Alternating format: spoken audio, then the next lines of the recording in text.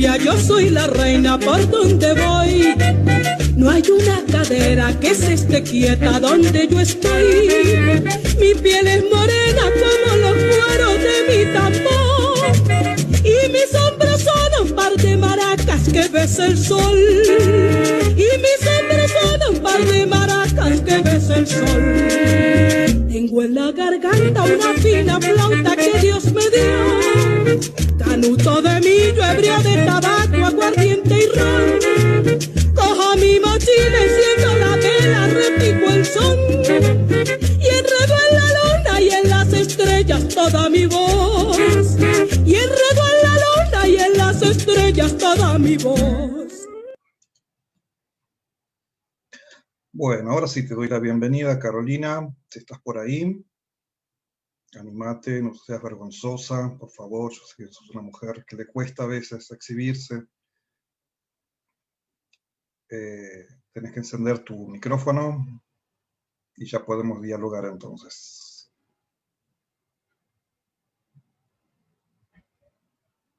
Bueno, hasta hace un ratito funcionaba bien ese micrófono.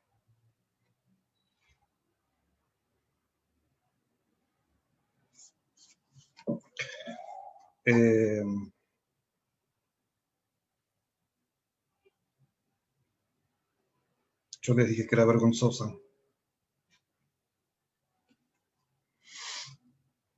Bueno, mientras Caro intenta reconectar.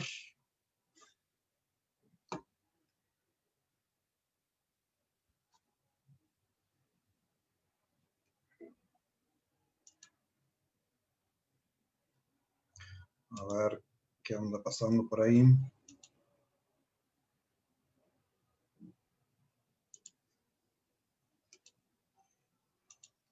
A ver, probá de nuevo, Caro.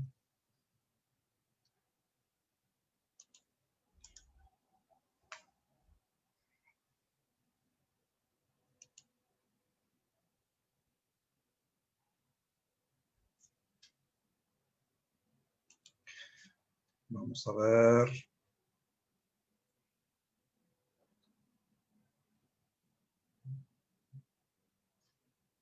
Bueno, enseguida vuelve, calculó.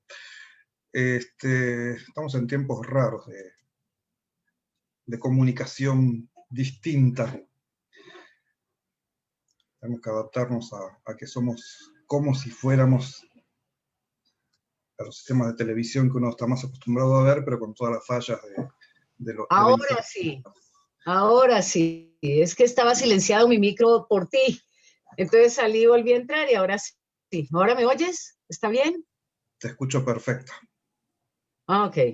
Vale, bueno, bien. Listo, ya. Bueno, ahora ya podemos charlar, entonces. Sí, ya.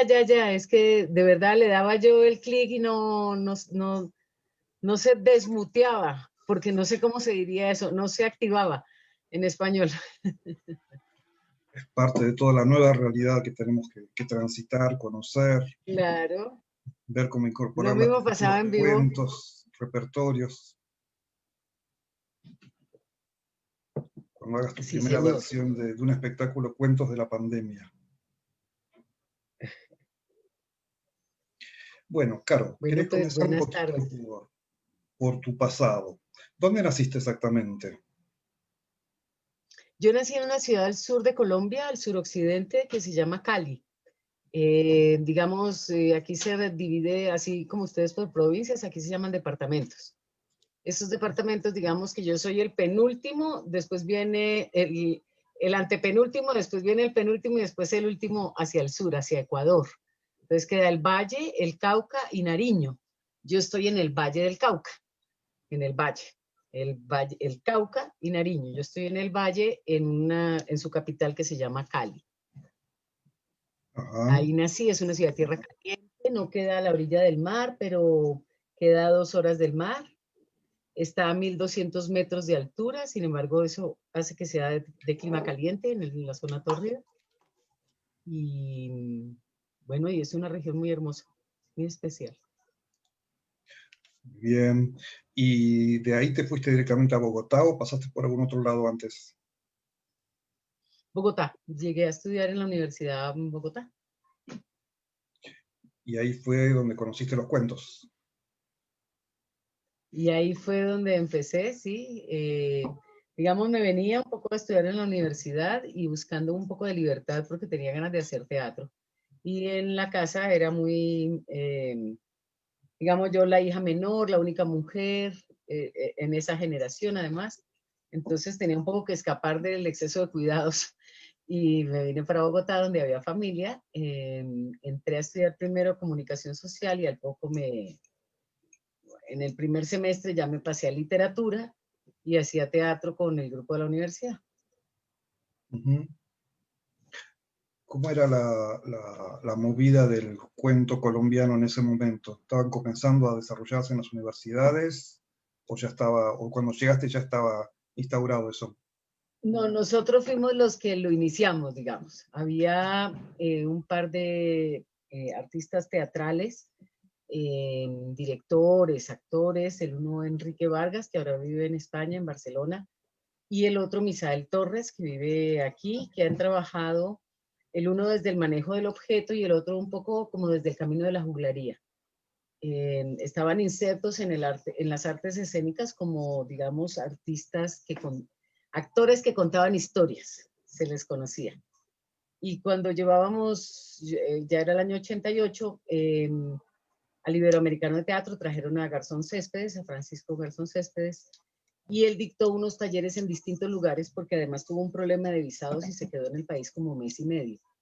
Y en ese aglutinar personas de distintas procedencias, en un momento de la realidad nacional que estaba bastante complicado, nosotros pasábamos de guerra con el narcotráfico a guerra con la guerrilla, era un poco esto, ¿no? Pero en ese momento estábamos en una fuertísima guerra con el narcotráfico, ¿no? Una guerra de muchas bombas, de muchos muertos, de muchos asesinatos, de magnicidios. Ahí vino Garzón. Y ahí se desató en esa juventud, pues en esa juventud que éramos, una actividad.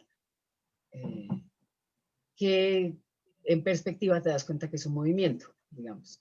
Que no era una cosa que se estaba queriendo hacer como movimiento, sino que un movimiento es una cosa que ocurre, ¿no?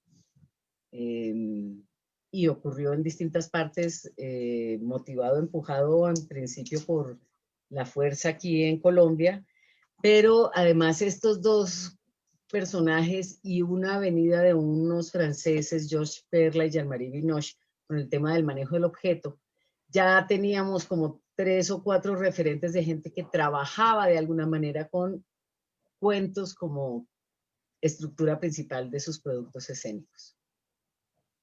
Muy bien. Y ya en pocos años empezamos a contar.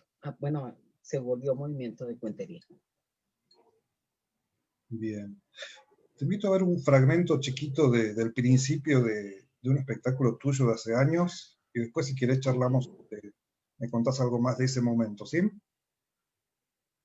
Bueno, ay, qué miedo. No, nada es tan terrible.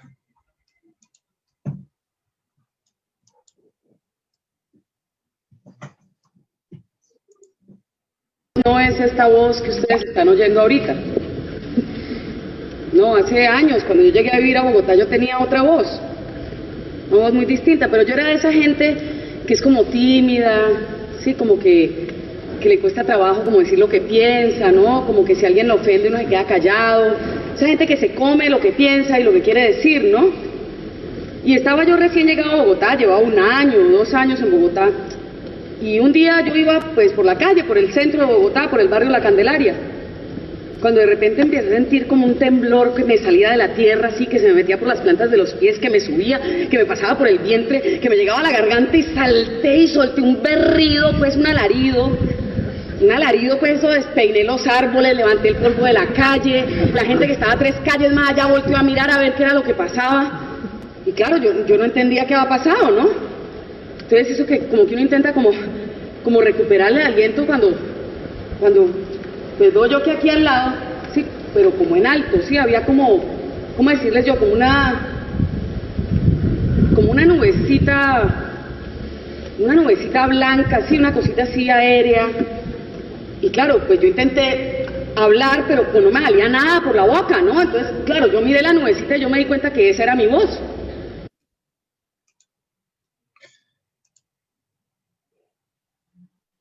Bueno, tu voz.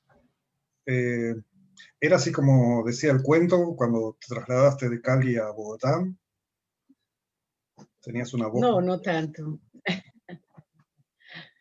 Nunca he tenido mucho el don de la prudencia ni el de la discreción.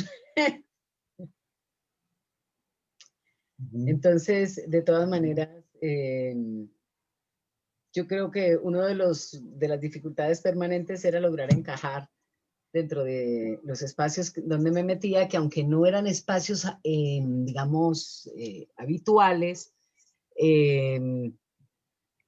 también mi presencia era un poco extraña ya, hasta en los lugares no habituales. Entonces, era muy barroca, me costaba mucho, me pasaba horas pues discursiando, ¿no?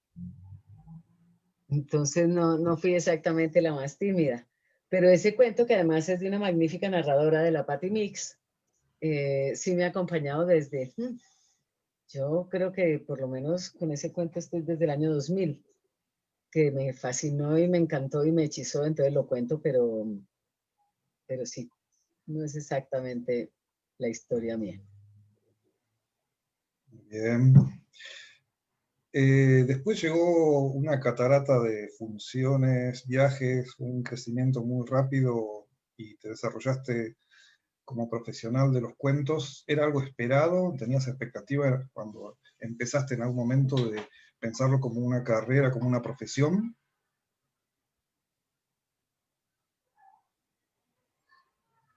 Yo en un momento tuve como la visión después de ese primer curso que yo me iba a dedicar a ser cuentera. Así, bajándome del bus que venía de la última clase y venía para la universidad para entrar a clase, me encontré con la directora de teatro y le dije la frase, le dije, yo ya no voy a ser actriz, yo voy a ser narradora oral escénica. Entonces ella me agarró y me llevó a un curso profesional de teatro, donde empecé a desarrollarme como en las dos áreas, ¿no? Pero todo lo que aprendía teóricamente para la escena teatral lo aplicaba en la escena narrativa, la escena de la narración oral, ¿no? Entonces, hubo un momento en que me di cuenta que esa bola de nieve era imparable, digamos, que yo tenía ¿cómo decirte? Como que ahí estaba parada, que no tenía el derecho a rechistar, digamos. No sé si me hago entender, porque no era un tema de una obligación, era de una inminencia. ¿Eh? Es una bola de nieve, la sensación de la bola de nieve, ¿no? Que vas en la bola de nieve y de repente un día decís, pero es que yo de aquí ya no me bajo, o sea, ¿cómo me bajo yo de aquí? Si ya estoy aquí, era como lo natural, ¿no? En algún momento decía, empecé pensando que iba a ser una actividad alterna y terminó siendo la actividad central de mi vida. Por años todavía tenía yo la fantasía, pues, de que era como temporal o algo así, ¿no? Y de repente no, ya empezó a ser, a tener hasta conflictos, hasta tener épocas malas, vacas flacas, todo lo normal de una vida, ¿no? Pero ya era un oficio, que además es un oficio poco celoso, cosa que uno agradece mucho. No es un oficio que te cela, es un oficio que te permite ir y venir a otros oficios. A otros oficios de la escena, a otros oficios de la creación, de la literatura, y la narración oral es muy generosa en eso. Y paralelamente a ese desarrollo, ¿vos igual seguías formándote? Sí, todo el tiempo en distintas cosas. Yo creo que si me describiera, yo soy una admiradora. Entonces yo admiro un maestro, admiro una técnica, admiro una escuela, y de todo eso voy estudiando porque me gustan cosas. Entonces siempre estoy como muy disponible a descubrir qué. ¿qué se puede aprender? Entonces he trabajado con teatro, he trabajado con clown, he trabajado con literatura, con gestión cultural, ¿no? Y todo me ha enseñado algo del oficio, ¿no? Siempre todo ha tenido que ver con la narración oral, pero no necesariamente solo la narración oral, no solo la ejecución estética de la narración oral, sino la formación de públicos, el organizar eventos, el conocer narradores, el organizar un diplomado, el hacer una carrera para jóvenes, sí, como siempre descubriendo como las fronteras. Que siempre se corren un poquito más, ¿no? Tú llegas a un punto y todavía se corre otro poquito más allá, más allá, más allá. Y eso te va como revelando un campo de juego y de trabajo, ¿no?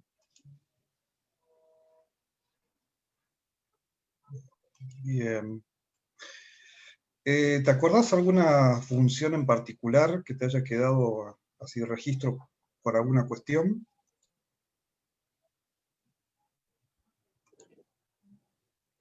Varias, pero hay una muy inicial que me pareció una función reveladora. Estábamos en una gira en España en el año 91, es decir, yo contaba hacía 3 años. Y estábamos en la zona de Alicante, de Elche, de Comunidad Valenciana, ¿no?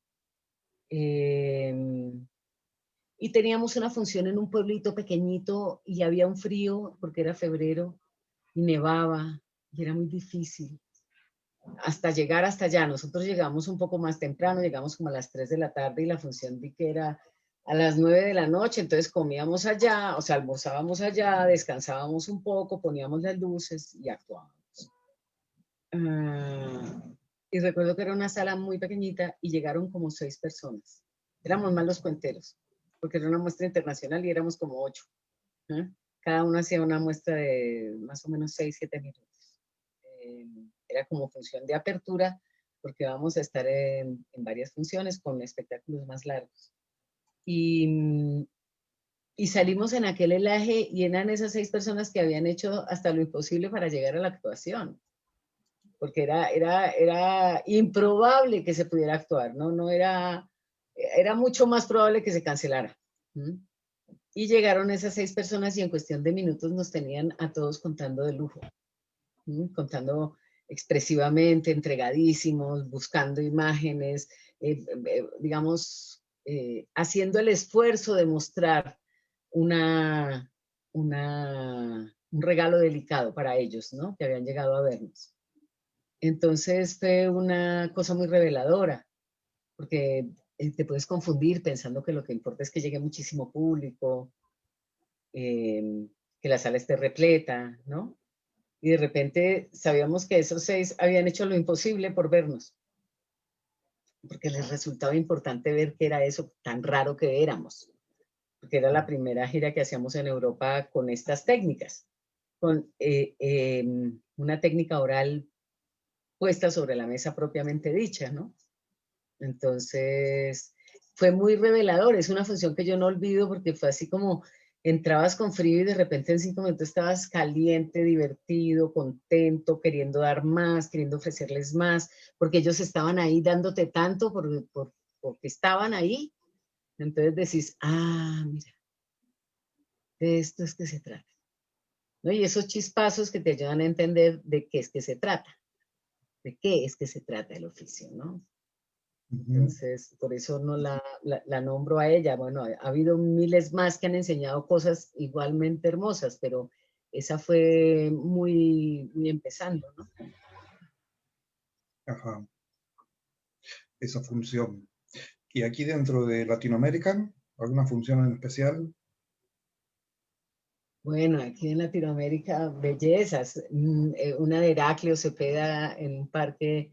Hoy cuando estaba buscando las fotos esas que vos pedías para tus videos, me encontré una foto que era la cara que yo pongo cuando oigo contar cuentos, ¿no? Pero pues ahí tengo 20 años y era muy conmovedor esta cara, este disfrute. Esa función la recuerdo, por ejemplo, de Heraclio en ese parque, fue como muy impactante. Funciones mías de cosas como increíbles, el día que desaté y descubrí quién era en el escenario, con un cuento que llevaba, no sé, 6 o 7 meses contando y estaba como muy enmarquetada en el tema de la literatura. Me costaba mucho liberar la letra de los cuentos sin que trabajara de memoria, pero con mucho respeto. Y de repente me encontré un cuento de tradición y fue como si te hubieran quitado el tapón y salieras vos, por fin, libre, haciendo lo que te diera la gana, pero con unos límites muy marcados porque cantaba, bailaba, el cuento tenía pues unos puntos muy precisos de desarrollo, pero el encuentro con la alegría de contar, esa también la recuerdo.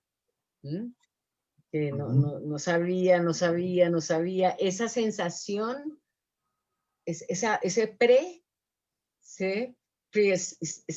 que dicen la preescena, estaba yo ahí en esa preescena con una emoción que cuando se me ha repetido en distintos relatos de la vida, en distintos cuentos que he contado, siempre desemboca en un hallazgo, ¿sí? En una liberación, en un punto de quiebre, en una comprensión de algo. Y eso pasó ese día contando un cuento que se llama El nacimiento de la isla de Puerto Rico. Bien. Esa fue aquí en Bogotá, en una universidad, en la Javeriana, que era la universidad donde empezamos a contar. En ese momento, ¿qué te llevaba a elegir un cuento? ¿Cómo armabas tu repertorio antes? Leíamos mucho, pues es que cada semana teníamos que contar, Claudio, y con el mismo público, entonces había que encontrar un cuento. Entonces uno iba pidiendo libros, leyendo, yendo a la biblioteca, buscando cuentos, de lo que fuera cuentos. Ah, ¿conoces a tal? ¡Pum! Iba y lo buscabas, ¿no? Había una antología de editorial Norma que se repartió por el continente que se llamaba Coedición Latinoamericana. Y eran como unos 13 cuentos de cuentos tradicionales, organizados por, digamos, cuentos de espantos y aparecidos. Entonces había uno de Chile, uno de Argentina, uno de Colombia, uno de Guatemala, uno de Bolivia, uno de México. Entonces venía el librito, cuentos de amor, de piratas, corsarios y bandidos, cuentos de cómo surgieron los seres y las cosas. Entonces esa coedición, pucha, nos daba era súper socorrida, porque tenía muchas historias, los relatos eran muy sencillos, pero muchos de nosotros aquí en Colombia veníamos del mundo de la literatura. Entonces tomábamos algunas cosas de tradición oral, pero buscábamos mucho en autores colombianos, en autores contemporáneos, en autores antiguos, en lo que se pudiera. Entonces, incluso yo en este momento de mi vida, hay muchos cuentos que voy contando, que voy empezando a contar, que encontré en esas búsquedas. Que vos decías, este cuento, pero yo todavía esto no lo puedo contar. Yo lo voy a contar, pero no lo puedo contar todavía, no puedo. No me dan los recursos, ¿no? Y que con el paso de los años vas diciendo, ahora sí, este ya lo puedo contar, este ya se me cree, este ya sé cómo ubicarlo, este ya sé cómo entonarlo, ¿no? Digamos que en ese momento tenías entonces una fuente de nutrición literaria, básicamente. Eran autores... En mi caso sí, literaria, pero también ensayos. Hubo tal vez 2 o 3 libros de ensayística que yo preparé. A la larga después me resultaron como textos, digamos, estructurales para funciones de cuentos. Hay cosas que, por ejemplo, ahí todavía tengo guardadas y no he sacado, de ahí que batallo por sacarlas, digamos, ¿no? Hay un autor colombiano que yo quiero contar, él hizo una antología de cuentos orales, pero yo quiero contar de él otra cosa, que son sus reportajes, que son reportajes políticos en general. Entonces me mira con cara de, pero ¿por qué vas a contar los reportajes políticos? Pero a mí me resulta un material de la oralidad maravilloso. Él no les ve el material de la oralidad, digamos, ¿no? Pero eso pues es insistir otro poquito hasta convencerlo. Es una forma distinta de conectarse cuando trabajas desde la historia oral. ¿Existe otra conexión más directa con el público? El compartir historias sabidas, conocidas. Depende, ¿no? Depende. Hay historias de la literatura que son muy fáciles de contar, es decir, su estructura, me refiero a fáciles de contar, son contables, están hechas para que rápidamente vos las pongas en lo oral y funcionen. Hay otras que son más difíciles, que te exigen, digamos, unas ambientaciones, unas atmósferas, un prevenir al público para que pueda recibir más claramente el material. Lo que sí tienen los cuentos de la tradición oral es que están blindados y probados y tienen unas, como decirte, unas palabras mágicas que ocurren sin que vos ni siquiera tengas el pleno control de cuáles son o por qué, y hacen que el relato sea de fácil gancho, de fácil visualización. eh, Trabajan como con un universo tal vez atávico, ¿no? Entonces yo aprendí a respetar al cuento oral, digamos, al cuento que al principio no lo respetaba, no lo, digamos, no lo percibía claramente, ¿no? Me parecía, pues claro, yo venía del mundo de la literatura, lo que había leído oralmente también lo había leído. No lo había oído oralmente, lo había leído oralmente. Había leído Rapunzel, La Caperucita Roja, bueno, todo el repertorio de la cuentística negra y europea e indoamericana, pero todo por la lectura, no me habían llegado vía escucha, ¿no?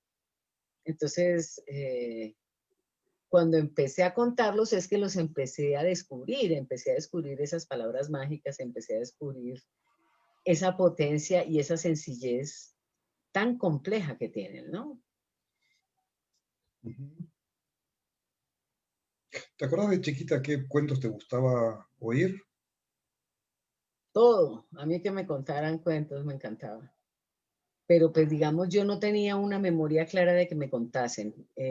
Mis papás sí contaban mucho lo que a ellos les pasaba y lo que les había pasado cuando chicos y esas cosas que, eso maravilloso. Después me encuentro un resumen de Kinder, de Kinder, que es lo que ustedes llaman jardiner, Jardín, ¿sí? sí, Jardiner. jardín de Eso, infantes, preescolar. decía que la única manera de mantenerme callada era contarme cuentos o dejarme que yo los contara. Y que la fuerza de la mirada y el movimiento de mis manos hechizaban a las compañeritas de mesa. Entonces, una cosa muy extraña, porque yo eso no, o sea, yo tengo como unos flashes de, como de títeres que llevaban al colegio, de obritas de teatro, de mi papá contándole a uno con un personaje que se llamaba Pipiripao, que ahora creo que forma parte como de la lengua española ese nombre, pero entonces el Pipiripao era lo que habíamos hecho en el día de bandidos nosotros, digamos. Él llegaba por la noche, mi mamá le contaba lo que habíamos hecho y él nos lo contaba a nosotros. Sí, que Pipiripao había estado no sé qué, que Pipiripao, y así te iba dando caña sin regañarte en directo, ¿no? Entonces, y después, alguna vez que vine a Bogotá, encontré una mujer que hace 2 días acabo de ver en una celebración familiar, está cumpliendo 98 años, que me contó un cuento de las 1001 noches y yo quedé muerta por la magia de la oralidad. O sea, nunca. Ella nos interrumpió el cuento y nos pidió que le escribiéramos una carta para terminarlo. Yo no sabía ni escribir, aprendí a escribir en ese curso solo para mandarle la carta a ella y que me terminara la historia de las 1001 noches. Y al leerla nunca tuvo la fuerza que ella me había provocado cuando ella me la contaba, ¿no? Además porque pasaron meses, pues imagínate. Yo vine tal vez en mitad de año y ella me mandó la carta de respuesta ya en diciembre, porque yo los primeros 3 meses del año estuve estudiando para poder escribir la carta, ¿no? Del año escolar. Entonces, bueno, así fue, así fue, así fue. Bien. Bueno, vamos a dar un salto temático ahora y quiero compartir con toda la gente que está compartiendo hoy este espacio acá un pedido que le hice a Carolina que consiste en mostrarse a ella misma a través de una serie de videos muy cortitos. Entonces, todo eso lo junté y entonces les comparto ¡Ay, qué horror! otras caras distintas de Carolina para conocerla. Así que, ¿vemos eso?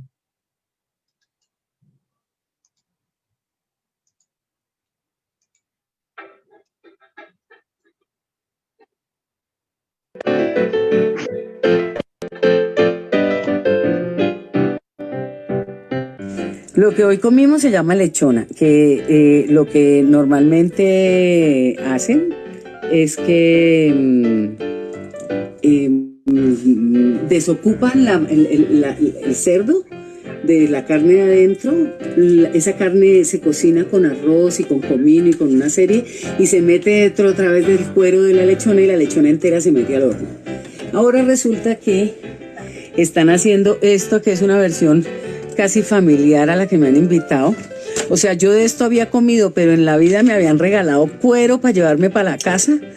Que eso se mete al horno tostadito. Mire, aquí está la gestora, que ella es la negra, la hermana de la amiga, que le da vergüenza esto, pero entonces me voy a llevar cuero y me voy a llevar un poquito de relleno de lechona para mi casa. Eso después lo meto al horno, sale crujiente y tostado, y es un poco de grasa maravilloso con el cual seré tremendamente feliz.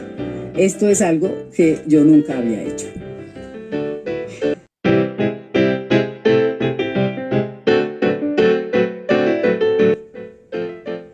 Este es un poema de un poeta colombiano que se llama Juan Manuel Roca, poeta contemporáneo, digamos un poco mayor que yo, muy importante, digamos, gran baluarte de la poesía contemporánea de Colombia.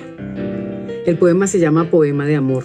Lo he querido decir por años y siempre, aunque es un texto muy corto, como que me enredo, como que me confundo, y me gusta mucho porque muchas veces está mal comprendido el amor y termina siendo un poco lo que aquí se avisa.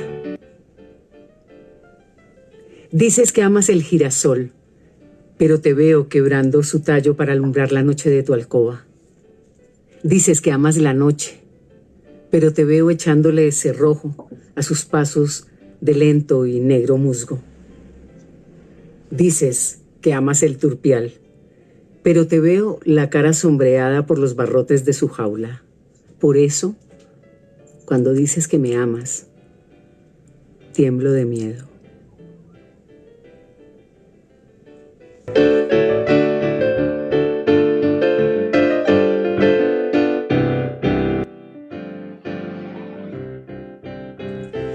Bueno, esta foto es una foto de mi mamá y mi tía. Les decíamos las ardillas. Mi mamá es la que no tiene las gafas. Ella se fue a vivir a Estados Unidos, ya separada de mi papá, y se fue a vivir a la casa de esta tía, que es la tía Alicia, su hermana mayor. Era maravilloso porque manejaban un carro entre dos, la una oía y la otra veía. Entonces iban adivinando las direcciones.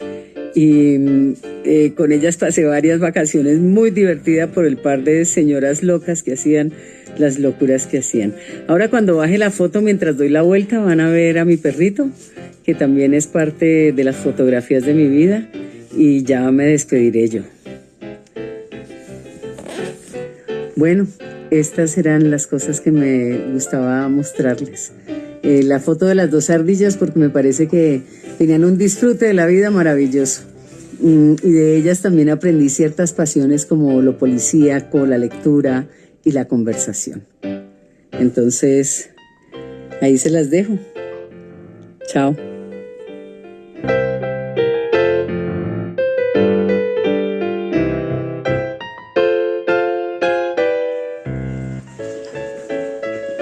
Esto es una torta de lo que tú llamarías, me parece, betarraga, remolacha, hecha con harina de arroz. Esto nunca me lo había comido.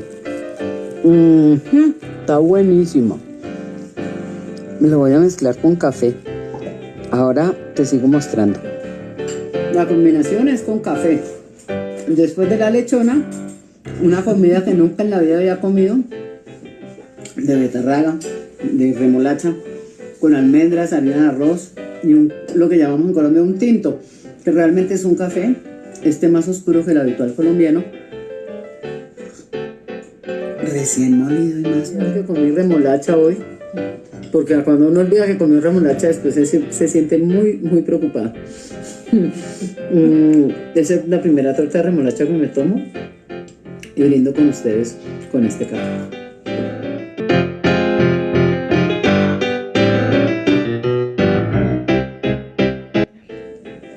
Bueno, yo hoy voy a almorzar con unas amigas mi amiga que es como mi hermana desde la época de la universidad, su hermana y la sobrina.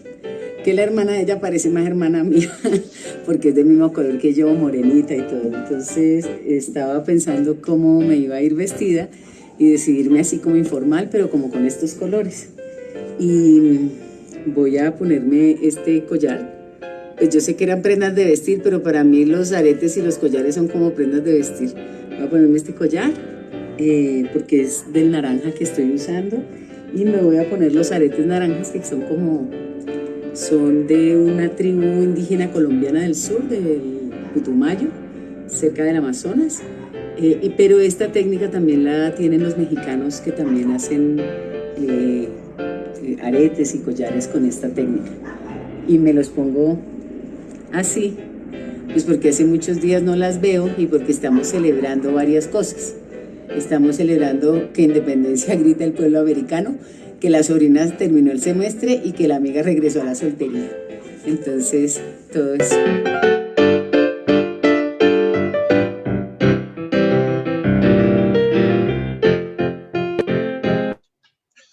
Bueno, Caro, me encantó eso, tu descripción de la lechona. Desocupar el cerdo de la carne de adentro. No creo que al cerdo le guste mucho esa descripción, pero suena muy pintoresca, muy literaria.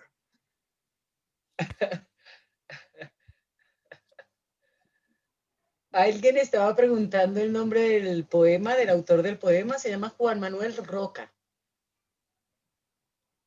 Ajá. Vecino mío, además, don Juan Manuel Roca.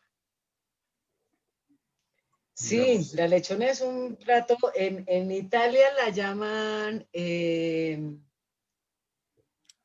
no sé qué de porco, pero allá no le sacan la carne de adentro, sino que la matan y la meten al horno, aquí son como 12 horas. Pero lo que se cocina es todo de adentro, digamos, el jamón adentro. Cuando te cortan la carne para darte, la van cortando como lonjas de jamón. En cambio aquí han sacado todo y lo han mezclado con otras cosas, ¿no? Con arroz, con alberjas, o sea, con guisantes, con condimentos. Y eso le da unas, pues, unas especificidades. Bien, ahí dentro del chat otra colombiana dice que le encanta también el cuero de lechona, esa maravilla culinaria colombiana. Así que, bien. Contame un poco de hoy. ¿Qué estás haciendo? ¿En qué estás trabajando hoy? ¿Estás con mucha Hoy, el día de hoy, intensidad? o cuando dices hoy, te refieres a una fecha abierta. En estos tiempos cercanos. En estos tiempos he tenido como muchas cosas, he dado muchas clases, eso por un lado. Yo doy clases en una escuela de actuación, enseñando a decir el texto, y cuando nos cayó la pandemia se nos abrió una posibilidad de aprendizaje maravillosa gracias al radioteatro y a la representación sonora, que en este momento ha vuelto a estar tan en boga vía podcast y tantas cosas, ¿no? A mí me regresó además a la infancia porque yo crecí en la radio, en el mundo de la escucha. Entonces, la pandemia ha resultado una cosa más bien tranquilizadora que angustiosa. Pero he hecho de todo, he hecho cosas rarísimas. Me han llamado para cosas rarísimas, desde una función de 10 minutos hasta una función en una biblioteca completa, hasta una premiación de unos muchachos. He sido jurado de eventos, he participado en festivales, en conferencias, en cursos cortos, en cursos largos. Entonces, yo le decía hace poco a alguien que era como que de repente la realidad la tenías un poco más allá, ¿no? Vos estabas aquí y la realidad estaba un poco más allá. tenías la sensación de que estabas cerca de la realidad, pero que la pandemia nos puso a todos en primer plano frente a la realidad. Y en ese, como encontrarme en ese lugar, esa activación me ha generado alegría, me ha generado creatividad. He tenido pérdidas muy importantes de gente muy querida en mi vida, no necesariamente por el COVID, sino pues porque se juntaron justo también en estos tiempos.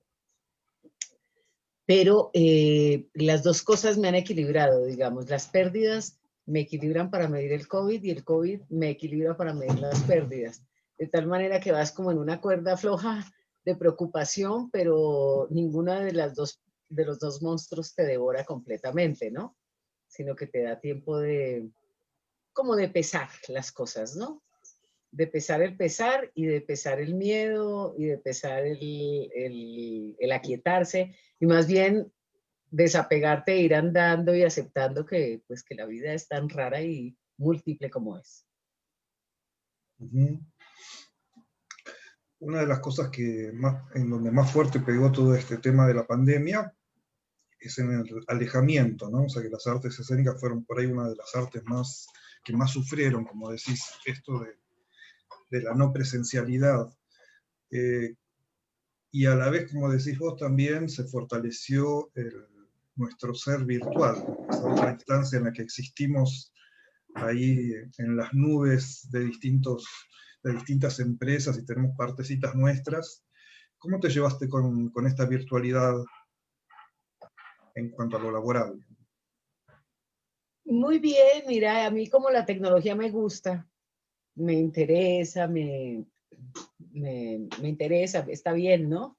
Entonces ha sido como aprender un montón de cosas que no sabía y que de repente, o sea, me acuerdo el día que puse el telón, por ejemplo. Aquí atrás hay un telón que ahora no lo tengo bajado y te estoy dejando ver la biblioteca, pues porque tengo ganas de que la casa esté como casa en esta temporada, digamos, ¿no? Que ya voy abocándome hacia el descanso. Pero el día que puse el telón, yo compartí casa y compartido amistad y vida con un amigo entrañable que es el MacGyver, ¿no? Vos necesitas, no sé, poner la Torre Eiffel de cabeza y le decís a Juan y Juan te dice, sí, seguramente se puede de esta manera, y lo hace, ¿no? Y años de mucha cercanía, y el día que iba a poner el telón, yo estaba muy engalletada de cómo lo ponía, de cómo, cuando me paré yo a mí misma me dije, pero Carolina, toda una vida con Juan Manuel y no vas a ser capaz de poner un telón en tu casa. Hay martillo, hay puntillas, hay taches, hay chinches, hay muchas maneras de ponerlo. Haz el favor de lo pones. Y me senté y pensé y lo puse. Entonces de repente después lo llamé a él y le dije, tu espíritu me poseyó. Y hice la tarea y puse el telón. Entonces eso ha sido muy bonito, ¿me entendés? Esas cosas también de divertirte o de preparar todo y de repente se jode el clima, se oscurece la tarde y no puedes grabar. Y el video era para mañana, digamos, ¿no? Esas cosas que también ocurren. Entonces, ha sido para mí enfrentarme a cosas nuevas, a juguetes nuevos, a qué funciona aquí, qué no funciona allá, cómo se hace esto, qué prefiero, qué no prefiero, saber cómo dar clase, ¿no? Y encontraste que es diferente y también, es diferente la forma de contar cuentos. Sí, claro, es diferente todo, ¿no? Pero finalmente siempre se está buscando lo mismo, que es el encuentro. Lo que ha cambiado es la herramienta para el encuentro, ¿no? Y cuando es presencial, pues tienes todo, el aliento, el sabor, la cercanía, el olor, la calidez de la voz, todas esas cosas, ¿no? Pero aquí que careces de esas cosas, hay otras que ayudan a que esas cosas por lo menos se recuerden, se rememoren, se experimenten por momentos, ¿no? Y después de que yo conté cuentos la primera vez virtualmente, que fue, no sé, a los 8 días o a los 15 días de haber empezado la pandemia, me sentó tan bien que ya decidí que lo iba a seguir haciendo. No solo por lo bien que me sentaba a mí, sino por lo que yo suponía que le podía sentar al que escuchaba. porque si yo quedaba tan contenta, tan satisfecha, yo llegaba a la casa con la sensación de, tuve que hacer 2 grabaciones en teatro que no iba a público, sino que te grababan en el teatro, y de repente volvés a la casa, y yo venía del camerino, como si hubiera salido de una función, con ganas de tomarme una cerveza, de caminar un rato, de pensar en la actuación, de todo, ¿no? Entonces decís, hombre, esto no lo puedo dejar de hacer, necesitamos la presencialidad urgentemente. Pero aunque sea virtualmente, aunque esto lo vayan a emitir y no estén presente cuando ellos lo están viendo, sigue siendo absolutamente reparador. Y en cuanto a la parte docente, por ejemplo, hay mucha modificación en cuanto a lo que es la pedagogía, ¿no? Las formas en las que puedes transmitir, pero por el otro lado te extiende la cantidad de gente posible a la que podrías llegar. Claro, pero además hay una cosa que son los recursos a los que apelás, que se te ocurren, que buscas. También un silencio que hay en la red que te patea, ¿no? Cuando empiezas a decir, de acuerdo, y hay un silencio así, todo el mundo con la cámara apagada, y decía un meme de Facebook que parecía una reunión de la Ouija. Por favor, Claudio, si estás ahí, manifiéstate. Se ha hecho presente Luis, por favor, háblanos, ¿no? Pero empezar también un poco a tomar el pelo y a buscar esos recursos otros que puedes utilizar en la virtualidad. También eso ha sido una diversión, ¿no? Y la cuestión de las distancias geográficas, ¿no? Que por ahí hoy estamos charlando acá, por ahí mañana puedes dar un taller en España y pasado con, claro. con Uruguay. Ahora estoy empezando un taller que empezamos la semana pasada, que se llama Palabra y Vértigo, que lo lanzamos para Iberoamérica. Y yo creo que si tenemos, el mayor número que tenemos de personas de un mismo país son como 2 o 3. Los demás son todos de distintos países, entonces es una belleza, porque entonces son voces que vienen de distintos fenómenos, conocen distintas experiencias de la narración oral, se mueven en mercados distintos. Entonces es muy bonito porque entonces la idea de lo que estás compartiendo como formación se enriquece por todos los escuchantes, que a su vez aportan sus experiencias propias, ¿no? Eso es muy difícil de lograrlo en un solo taller, ¿sí? Porque aquí estamos hablando de 12, 13 personas que vienen casi todas de distintos países, por lo menos de 4 o 5 países, y ahí ¡pum! Eso estalla bellamente, ¿no? Y en esos casos, por ejemplo, o sea, vos cuando viajabas habitualmente, me imagino que tenías cuidado respecto del uso de la lengua con los regionalismos en cada país, ¿no? Y en este caso, cuando juntás tanta gente distinta en un encuentro virtual, ¿cómo manejas el tema del lenguaje para todos?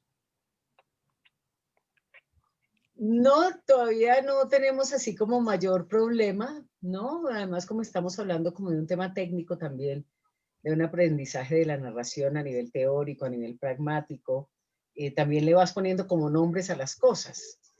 Pero lo mismo haces en un taller local, ¿no? Tenés que ponerle nombres a las cosas para cuando las reclamas se sepa de qué estás hablando, ¿no? Vas estableciendo un lenguaje común y que no solo tiene que ver con un tema de dónde eres, sino con un tema de, vamos a establecer como una técnica de conocimiento de un quehacer, y es importante que nombremos los ejercicios que vamos a hacer para que sea más fácil comprendernos en esa exploración. Bien. Bueno, vamos a ir entrando en los últimos 15 minutos, porque sé que después tenías otro compromiso. Yo invito a la gente a que quiera dejarnos preguntas en el chat, así después las compartimos. Y me gustaría empezar con una primera pregunta de un amigo en común que nos mandó un video para vos. Así que vamos a ver qué te pregunta, ¿sí? Por favor.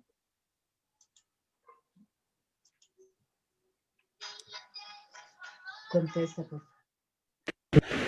Hola, Caro. Voy a aprovechar que me pidió Pansera que te hiciera una pregunta para preguntarte algo que, dándole vueltas, creo que tú eres la persona adecuada. tú que eres lectora y muy disfrutona de distopías y de ciencia ficción, seguro que eres capaz de imaginar en un futuro un posible mundo, una posible humanidad sin historias. ¿Cómo sería esa vida? ¿Cómo sería el mundo sin historias? ¿Cómo seríamos las personas sin cuentos? Espero que estés bien. Besos. Bueno, ahí nos dejó el querido Pep Bruno su pregunta. Me recuerda una historia de Carles Cano, el escritor y narrador español valenciano, que se llama El Oledor de Vientos. Y no voy a contar la historia, pero a esa isla donde vive el Oledor de Vientos llega un mal viento. Ahora le digo a Margot lo del curso, claro, por supuesto. A esa isla llega un mal viento y les roba a los habitantes la voz. Entonces se vuelven aburridos y ya la gente no viene a visitarlos porque ya no es tan chévere venir a esa isla porque todo el mundo ha sido habitado por el silencio. Y después llega otro más mal viento, un viento más malo todavía, y ya no se lleva solo la voz, sino la isla entera. Una isla traidora que va cayendo en distintos lugares del mundo y que uno tiene que cuidarse de no terminar pasando vacaciones ahí porque puede caer en el hechizo y perder la voz e irse con la isla, ¿no? No puedo imaginar un mundo sin historias. El solo hecho de que se llamara Mundo sin historias ya sería una historia, ¿no? Pero claro, sería un ejercicio interesante suponerlo. ¿Mm? Uh-huh. En esta época en la que hay tanta hipercomunicación a través de las tecnologías y las redes, es como que también se potencia la voz individual, ¿no? Por otro lado.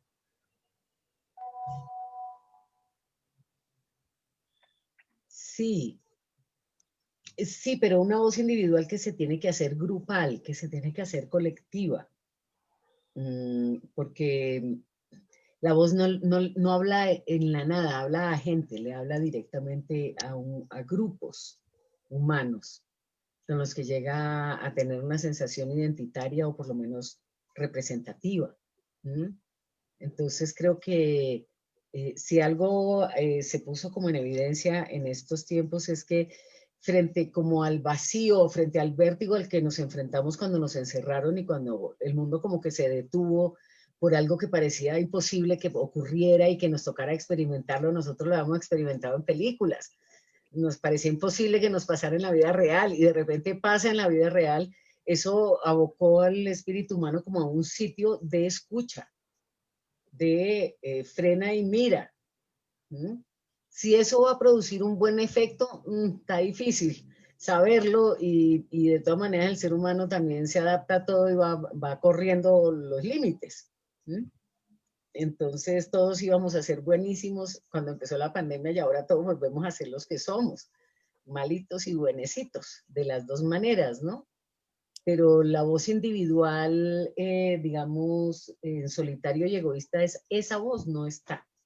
Esa voz, digamos, palideció en la pandemia.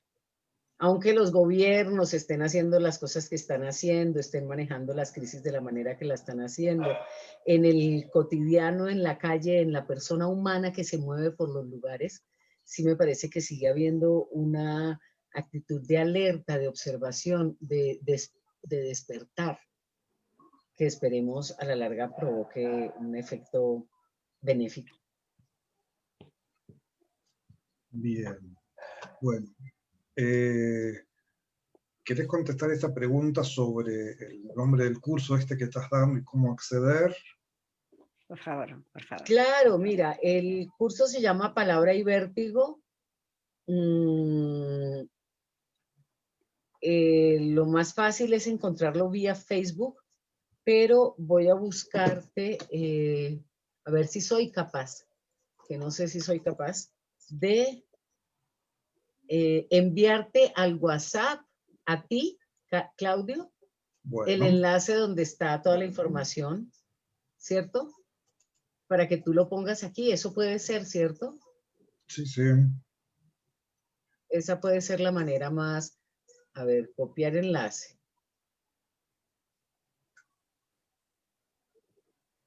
Y te lo pongo a ti en el WhatsApp. Estamos dando dos cursos, uno básico y uno avanzado, con la idea de, bueno, de básicamente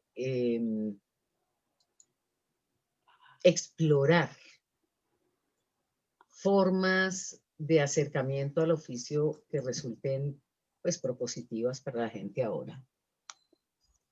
Ahí está. Muy bien. No. Sí, ahí está. Me mandaste una página entera, que es larguísima. A ver, espera. Sí, entonces espera que a ver si lo puedo mejorar. No, está bien, igual puedo copiarlo y total de allí acceden a la página. Mientras tanto te pregunto, ¿qué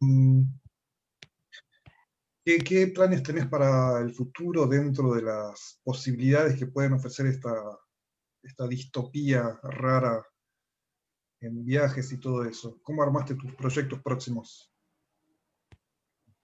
Pues mira, estoy empezando a pensar en moverme. Tengo un evento en Curitiba el año entrante.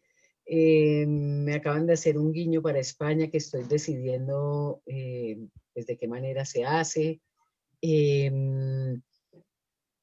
Pero ha sido mucho esta cosa de asentar la formación, porque tengo interés en producir textos, en producir unas técnicas, unos trabajos más estructurados sobre la formación en narración oral. Y contar como con un montón de repertorio nuevo que me ha llegado y con un montón de ideas nuevas sobre el repertorio que tenía, ¿no? Empiezo Sí. la temporada o sea, termino el año el 27 de diciembre haciendo funciones todos los fines de semana presenciales para familias y empiezo el año haciendo funciones para de miedo y de misterio en ese mismo teatro. Entonces, terminar el año actuando, empezar el año actuando, así sea en esta nueva presencialidad de menos gente, de más riesgo económico, me refiero a tener menos gente y menos aforo siempre nos complica a los artistas, ¿no? Pero como si estuvieran haciendo, así me siento. Uh-huh. Bien, ahí está puesto en el chat el enlace para el curso del que hablaba. Y en el curso está todo, ahí en esa página que es un blog, está toda, están las pestañas, de qué trata, el correo al que pueden consultar y así ya quedan con la información que les haga falta. Y tener toda la información de cómo pagan, en qué moneda y todas esas cosas. Ahí está todo, sí, está todo. Absolutamente. Bueno, no sé, vamos a ver si llega alguna pregunta más, y si no, yo te voy haciendo mi última pregunta. ¿Habrás leído por ahí en algún momento de Horacio Quiroga el famoso librito de Cuentos de amor, locura y muerte? Me gustaría preguntarte tus cuentos preferidos en esos tres temas. Tu cuento de amor, tu cuento de locura, tu cuento de muerte. Qué buena pregunta. Mira, el cuento de amor. No, hay un cuento de muerte que me es muy claro, que es un cuento de ciencia ficción, donde unos astronautas se tienen que salir de la nave espacial, o sea, solo pueden vivir con el oxígeno que tienen en su traje. Entonces, hay uno de ellos que tiene una vida muy vida, ¿no? Esposa, hijos, ha tenido una casita de campo en la tierra, ¿no? Y hay otro que se ha pasado la vida viajando. Entonces, ellos se van alejando porque la fuerza, están en la gravedad cero, entonces no hay manera de que se junten. La muerte que van a tener es esa muerte. Se van a ir alejando y morirán en el silencio del universo. Entonces, esa despedida de la vida, cómo se van apagando los walkie-talkies con los que hablan, cómo el que ha vivido viajando por todos lados quiere joderle la vida al que tuvo la vida, digamos, de familia, una vida más habitual, ¿no? Y de repente lo ataca de una manera horrible y el otro le dice, tranquilo tú, si quieres quedarte con mi vida para que tengas que recordarte, la regalo. ¿Mm? Entonces, ese cuento me parece impresionante. Es un cuento de Ray Bradbury y es un cuento de el irse apagando.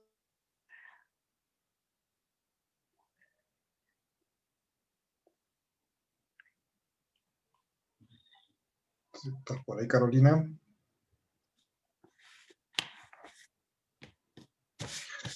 Oh, se nos escapó Carolina, parece. Hola, hola. Ahí estás. ¿No me ves? Vale, de ¿Ya? nuevo. Sí, ¿Oyeron el de Bradbury o no? sí. Bueno, ese Sí, sería sí. el de, Ese sería el de muerte. El de locura, el cuento impresionantísimo, cuento de García Márquez que se llama Solo vine a hablar por teléfono, que es una mujer a la que se le va el carro en la carretera y pasa un bus de locas que va para el manicomio. Entonces le dicen que se suba porque no es época de celulares y que desde el manicomio llame para que vengan a arreglarle el carro y cuando se baja, como se baja con las locas, la meten y ella todo el tiempo no hace sino decir, pero es que yo solo venía a hablar por teléfono y nadie piensa que es verdad y piensan que está loca. Ese cuento me parece de una brillantez ¿Te acordás descomunal. de quién era ese? De García Márquez. Ajá. Se llama Solo vine a hablar por teléfono. Y de amor hay como varios cuentos que me parecen como muy, muy especiales. Me acuerdo de uno que es un cuento como de Maupassant, tal vez, o de, no, es como de Maupassant, tal vez. Es un cuento de una pareja donde, digamos, ella es una chica de pueblo, digamos, rica, pero de pueblo. Y él es un chico rico, pero de ciudad. Él es como un conde, una cosa así, ¿no? Y se encuentran en unas vacaciones y había una frase que me parecía impresionante, que era, que fue como la que se me quedó ahí grabada, que decía, era el amor más hermoso que ambos iban a vivir en toda su vida, pero era imposible que pudieran confesárselo. Y así se separaron sin saberlo y cargando esa tristeza toda la vida, ¿no? Entonces, eso se me quedó así como pum, ¿no? De esas historias de, pues que son historias de clase, románticas, ¿no? Muy de época. ¿Mm? Pero esa frase del autor era el amor más hermoso que ambos iban a vivir, pero eran incapaces de podérselo confesar, digamos, ¿no? Entonces eso me pareció bello, pero hay varios, pues, cuentos de amor, de todos hay varios, pero digamos esos tres te podría decir por ahora. Bien. ¿Te consideras una mujer romántica? Ay, total, la patada, eso sí, sí, bastante. Romántica, pero de todas maneras no, digamos, sufro, lloro y me revuelco, pero finalmente camino, digamos, camino. ¿Mm? Pues porque qué, no te vas a quedar parado ahí para el resto de la vida, ¿no? Puedes durar parado un tiempito, pero después de un rato ya caminar, pues porque aquí, ¿no? Entonces también resucito, soy una resucitadora profesional. Experimentada. Resucitadora. Bien. Experimentada. Berta pregunta, ¿cómo se llama el cuento de la muerte que dijiste?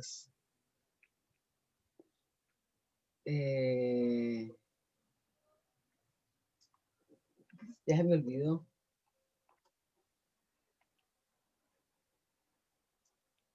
Ay, hombre, me queda claro el de García Márquez, pero el otro era no me acuerdo. Me parece que está en el libro que se llama El hombre ilustrado, o en Crónicas marcianas, ¿no? Entre esos dos libros está ese cuento. Es un cuento muy corto y no me pillo cómo se llama. Es un cuento muy corto, es un cuento que serán 10 párrafos por mucho. Bien. Pero no me acuerdo del nombre. ¿Querés repetir el nombre del autor del poema que habías mandado por el video? Juan Manuel Roca. Juan Manuel Roca, bien. Perfecto. Bueno, creo que no tenemos más preguntas. Y Carolina, te agradezco muchísimo haber sido la invitada inaugural de este ciclo. Y Muchas gracias a vos, Claudio, y a ustedes si por venir. quieren, aprovecho, tienen todos permiso para abrir el micrófono. Así si quieren ese aplauso lo podemos hacer con sonido real en vivo.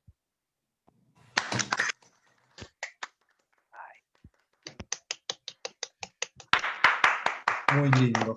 Bravísimo, sí, hermoso. Gracias. Gracias a Gracias, ustedes. gracias, gracias.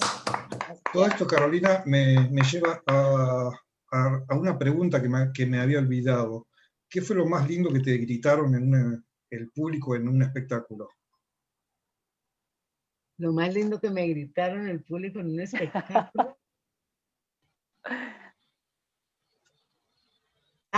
Por ejemplo, una cosa que me fascinó la primera vez que me pasó con los niños muy pequeños, y terminé el cuento y me gritaban otra vez, otra vez, otra vez. Y me pareció maravilloso porque era como el Bravo, pero en versión los niños, ¿no? Que vuélvemelo a contar. Eso me pareció una cosa que cada vez que la oigo como que me conmueve, me parece ingenua, me parece, otra vez me parece una belleza. Espontánea. Sí. Gracias, Carolina. Una Bravo por vez que todo lo que haces. iba a empezar una función con los ciegos, con el mundo de los ciegos, con la organización de ciegos del país, y cuando ya iba a hablar, un señor se paró a hablar de mi papá, porque había sido control de estudios de radio, y mi papá había sido jefe suyo. Entonces, él se paró a hablar de la voz de mi papá y de la voz mía, que era herencia de la voz de mi papá. Eso también o sea, después de que te hacen eso y vos tenés que empezar a contar, te quedas como, ¿no? Un poco así. Bueno, bárbaro. Por un lado te agradezco y detengo ya la transmisión de vivo, y si quieren quedamos acá conversando mientras puedas. Así que muchas gracias, Carolina. Muchas gracias a ustedes.